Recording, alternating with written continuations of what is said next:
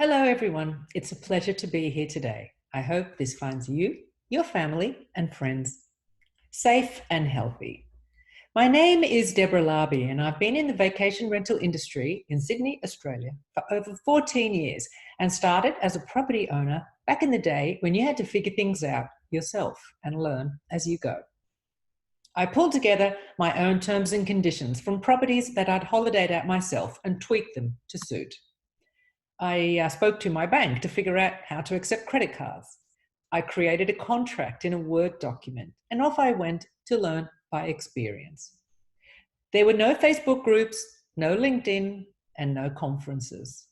This is back in the day when the OTAs were just lead generators. You had to process the booking yourself. I was alone, and in fact, I worked in isolation for about the first 11 years. Until I started going to conferences to discover there were people all over the world that do what I do. Today, we are so fortunate to be able to connect, learn, and collaborate with each other. As fragmented as the industry is, we are getting closer in terms of sharing, education, and most importantly right now, support. My friends know that I have two favorite words in the English language: freedom and potential. Now, thanks to 2020, I have a couple of words that I hate so much that I prefer never to hear them again. So they're not in my talk, but you know what I'm talking about. To deal with the current situation, we're going to look to the past first and then look at the journey ahead. When I was asked to give this talk and the message it should share, I was immediately drawn to a mythological creature. I wasn't even sure of its story, but I knew what it did, and I knew it was perfect for the message. But before I share it with you, let's go back to 2001. On September 11, 2001, the world witnessed an event that would shake us to the core. The aftershock of 9/11 reduced travel demand by more than 31% in the 5 months following. The global travel industry was also shaken to its core. The US airline industry experienced unprecedented declines in passenger traffic, as well as record financial losses. The result was a significant reduction in arrivals into the United States, with tourists preferring safety and security when choosing their travel destination. Everyone was scared to fly. There was fear in the air. Numerous airlines declared bankruptcy, including two of the country's largest, United Airlines and US Airways. Even Australia wasn't safe. Ansett, Australia's second largest airline, declared bankruptcy in the same month, September 2001. Sabena, Belgium's national carrier, declared bankruptcy in November 2001, and Canada's largest carrier, Air Canada, declared bankruptcy in April 2003. Sound familiar? Next up, we had Sars, the virus that devastated Asian tourism. The 2002 outbreak was classified an epidemic and was first identified in China in November 2002. Over 8,000 people from 29 different countries and territories were infected, and at least 774 people died worldwide. The major part of the outbreak lasted about 8 months. The World Travel and Tourism Council estimated that up to 3 million people in the industry lost their jobs in the most severely affected areas, that of China, Hong Kong, Singapore, and Vietnam, and that the outbreak cost these 4 economies over $20 billion in lost GDP. Tourism arrivals fell by more than 70% across the rest of Asia, even in countries that were largely or totally disease-free. Sound familiar? Let's fast forward a little to 2004, when on December 26, Boxing Day, an earthquake off Indonesia caused a tsunami that hit Indonesia, Sri Lanka, India, and Thailand, taking the lives of nearly 250,000 tourists and locals. According to data from the World Tourism Organization, tourist facilities destroyed in these destinations provided employment for more than 19 million people. Moving forward, we come to the GFC, the global financial crisis of 2007 and 8. The financial crisis began in late 2007 in the United States, in the real estate and financial sectors, and persisted through 2008, creating downward spirals in all international markets.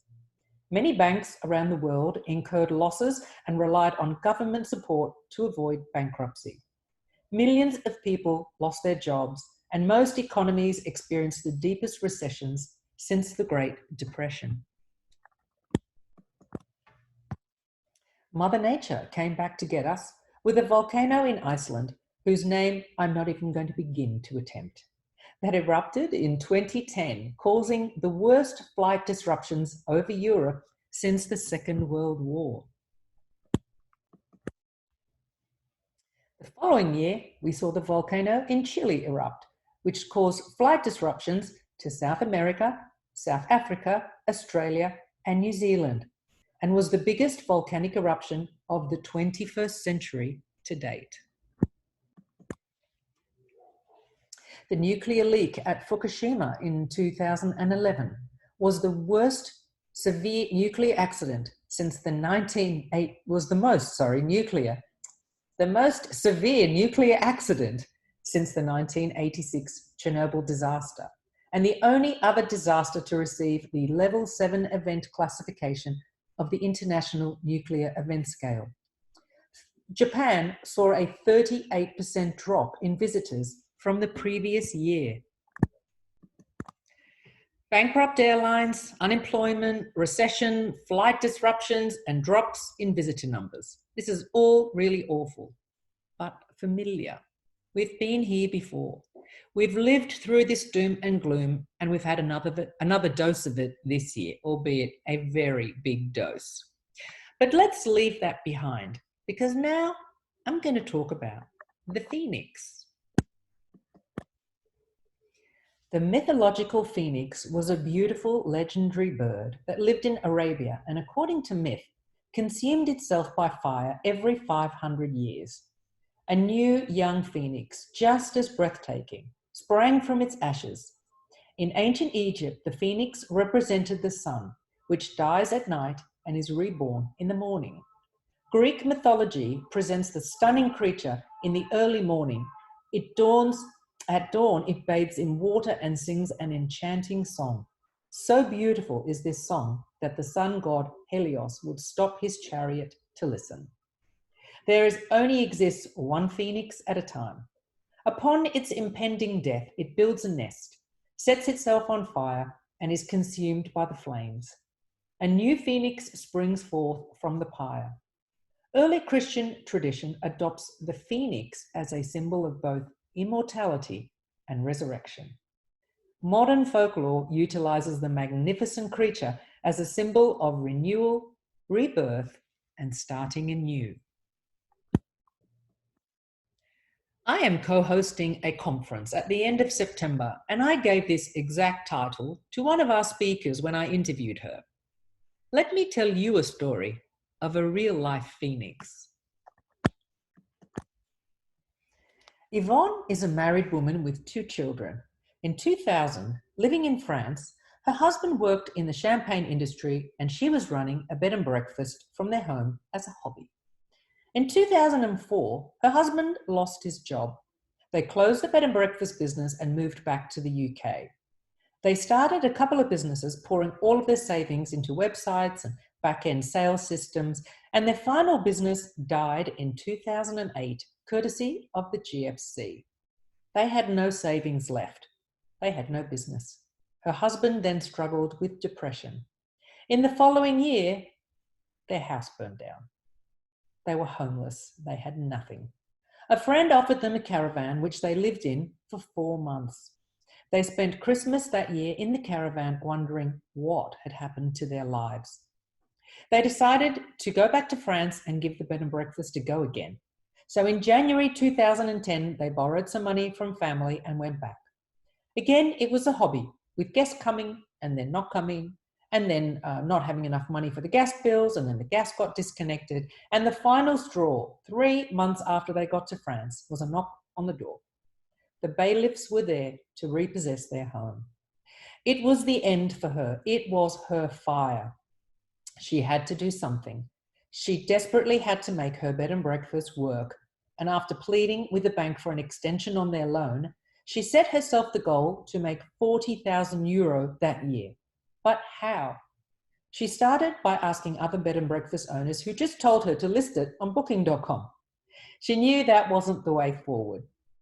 She taught herself via the internet. She found herself a mentor, and with a lot of hard work, actually made over 51,000 euro in that first year. In the next year, she doubled it. All without OTAs, all direct bookings. Now, Yvonne teaches bed and breakfast owners how to get direct bookings. Yvonne is a phoenix. She rose from the ashes. Well, almost literally, her house did burn down. The tourism industry, unlike other industries, is not just one industry as such. It incorporates many industries, including lodging, transport, attractions, travel companies, and more. With these crises, some industries suffered more than others. This year, the whole industry suffered, and the Latin travel market has seen revenue declines of 44 to 63%. But the travel industry is a phoenix. Travel will always be there. It is resilient. We always bounce back. It will just take time. And even with all the disasters I mentioned, and it's only a few from the last 20 years, we've experienced what some people have called a golden age of travel. Thanks to a number of factors, the travel industry has thrived. Safety. It has never been safer to get on a plane. Travel to most parts of the world has never been safer. Countries rely on tourism and so welcome visitors with open arms. In terms of health and disease, that's mostly sorted these days, as is money, different currencies, and how to take it with you. Affordability. It's never been so affordable, with steep competition in all tourism industries keeping prices down. At times in the UK, you can get a plane ticket for the same price as a cheap lunch. And let's not forget frequent flyer points. Technology. Well, the internet has put the world at your fingertips. With mobiles, tablets, apps, so many websites, so much social media, it's never been easier to be inspired, to research, plan, book, and enjoy a trip. Comfort. Well, there's been improvements in trains, planes, and automobiles, including improved cabin pressure and humidity on planes. The now retired A380 plane was the most quiet plane in the sky. Noise-cancelling headphones, easy access to entertainment on all of our devices, and who doesn't like a flatbed in the sky? And short-term rentals, well, supply and demand has grown significantly. In fact, some would say it's out of control. Given these factors, the number of travellers has skyrocketed in the last 20 years. In fact, it grew so much that a new term was coined, a term for a new problem that was created, that of over-tourism. Let's turn around and see where we're at now. Okay, I admit I was unaware of your market, so I had to find out a little about you. Latin America's popularity as an attractive destination for travellers has been growing in the last 10 years. Between 2010 and 2018, your region experienced an increase of nearly 55% in international tourist arrivals. In 2019, Latin America was also the second favourite destination for leisure travel among locals, only topped by Europe. And among all countries, Mexico is the thriving force for the Latin American tourism sector. So what's going on now? Fear is back in the air. There is zero or limited air travel. The threat of borders slamming shut, quarantine, we know the story. Basically, there is limited long-distance travel movement. But people do love to travel, and especially after the tension of having been locked down or with restricted movement for so long, they need to travel. There is one type of vacation that is growing in popularity. That's called a staycation. A stay close to home vacation. This need to get away is resulting in micro mini booms of travellers happy to escape, but who are only prepared to drive up to 3 hours from home. So you need to start looking at your local market. According to Airbnb, people booked more nights from May to June in the United States than during the same period in 2019. And 60% of those bookings were for trips within 200 miles of the person's home. These booms are occurring mainly in rural areas as people are wanting to escape the city, to be in isolation in terms of population, not space. This staycation boom is currently worth around £24 billion in the UK, with one holiday park in Wales taking 300 bookings in one day when the restrictions were lifted. Sykes Holiday Cottages, one of the UK's biggest cottage rental sites, has seen bookings jump more than 50% year on year. The boom is so big that they now have a shortage of tents, as people are ditching the cities and heading to the countryside, with camping making a big comeback. When they do travel, their stays are longer, and the booking window is getting shorter. This means these longer escapes are being decided more last minute. Flexible cancellation policies are a must now, and if any of you have travelled, given the unpredictability of this crisis and government reactions, you'll know that our plans need to be flexible and our policies need to reflect that.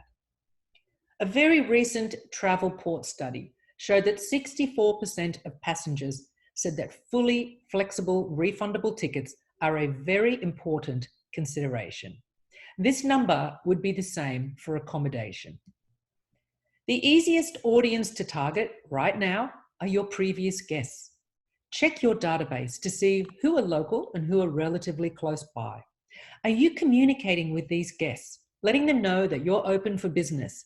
And what are you doing to make your properties safe? Offer them a special rate for coming back.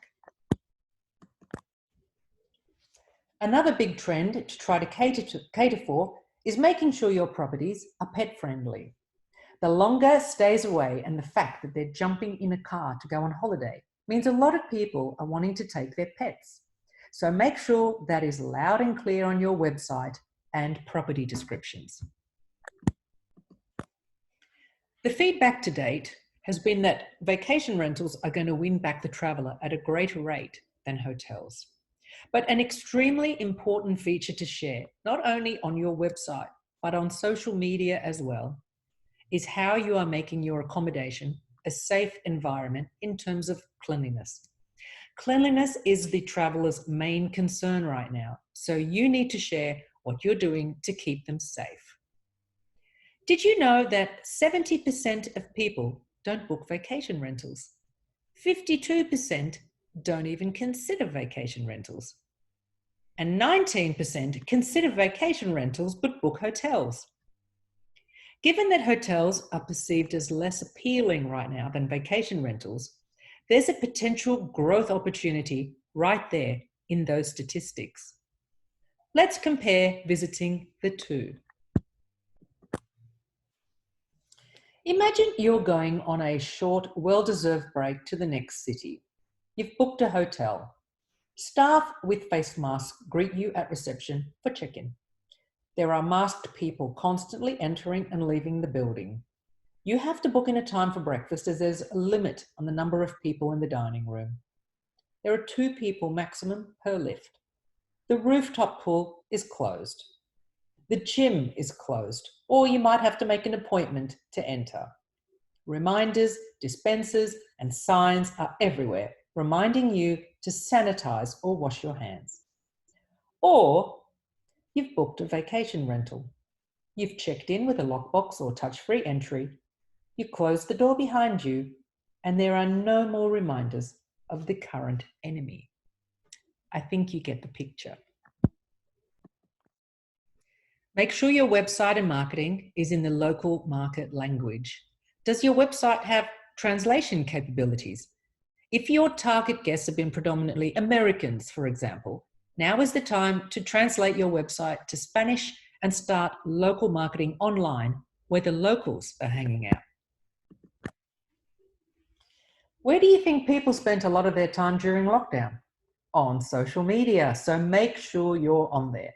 Facebook is the largest social media platform in Mexico, and you don't need a big budget. Do you have a Facebook business page? Create a property page. Start posting special offers or simply photos of your destination to stir up the dream of travel again. Worldwide, more than 1.5 billion people use Facebook on their phones daily, and more than 70% of users research businesses on Instagram. The third most popular social media in Mexico is YouTube.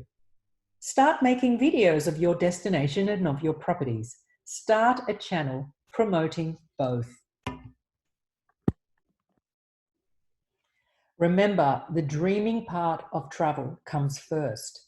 They aren't renting your accommodation because of your lounge room. They are renting your place to experience the destination. Inspire people to travel from the time they hit your website. Make sure your site isn't only about your accommodation. Share your neighborhood, the attractions nearby, the shops. Showcase the destination. Now is also a great time to collaborate with other property managers and owners to market your destination together. Focus on the experience now. Promote unique experiences, including any natural wonders, hidden gems, or off-the-beaten-track attractions. Some destination marketing organizations are finding creative ways to entice visitors by suggesting alternatives to the big and popular cities where they can avoid crowds. Destination marketing is gaining popularity, so why not join forces with a local tourist office? Think small, think hyperlocal. Tell your story. Who are you? Where are you? And what are you doing to keep your guests safe? Share it on social media. Travelers want to feel safe and stay on top of the latest local information. They want assistance if they need to change or cancel their tickets or bookings, or get home if a problem arises. Travelers simply want to deal with another human right now.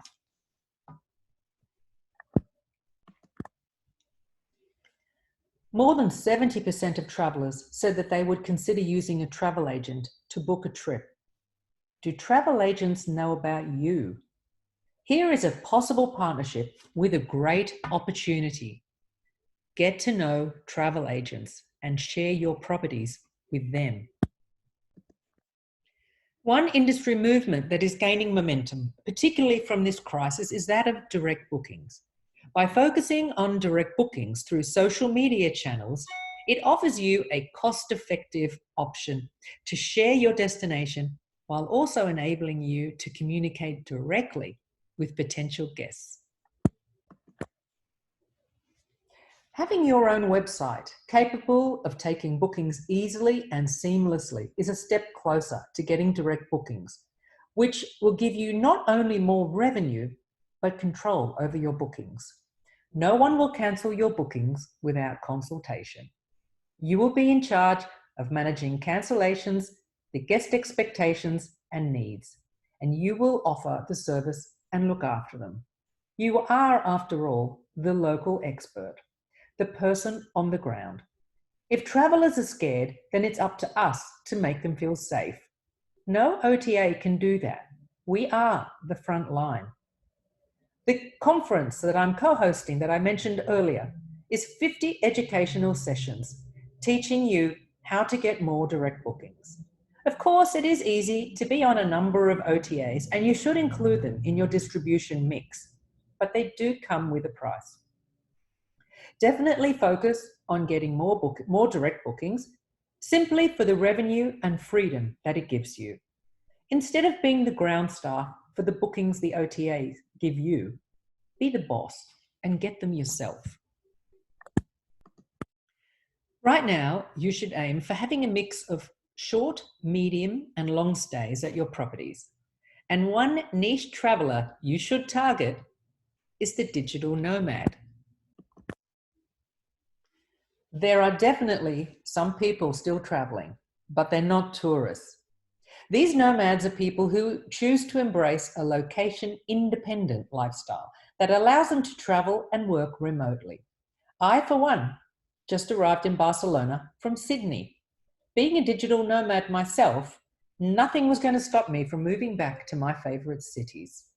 Fortunately, my work was the reason I had for my application to the Australian government requesting permission to leave. Yes, right now we have to ask permission to leave. And only a very small percentage of applicants actually get permission. If they had looked at my immigration comings and goings for the last 12 months, 10 years, they will have seen that I spent at least half of the year away. In 2019, more than 7.3 million workers in the United States described themselves as digital nomads. Now, with remote work becoming so acceptable and even expected, the digital nomad population will skyrocket.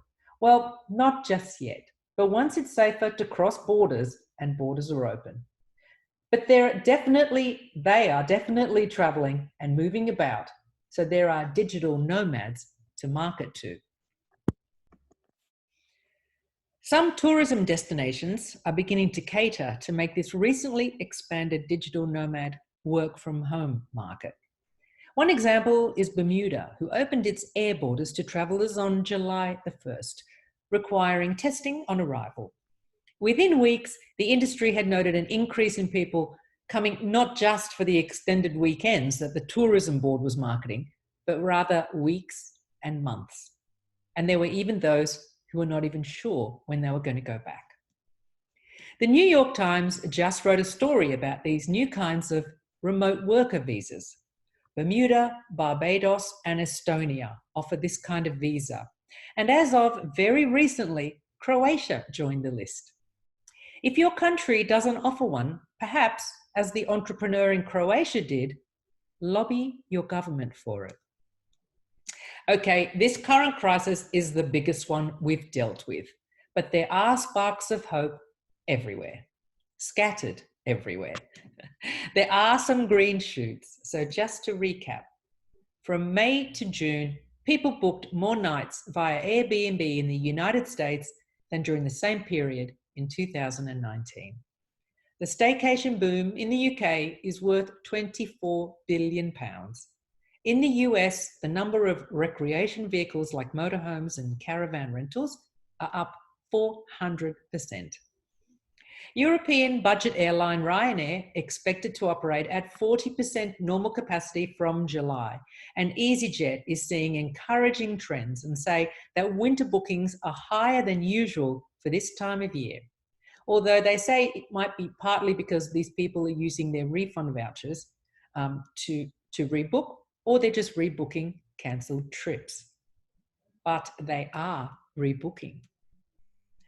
Now is the time to instill confidence in travellers, and this is where communication is so important.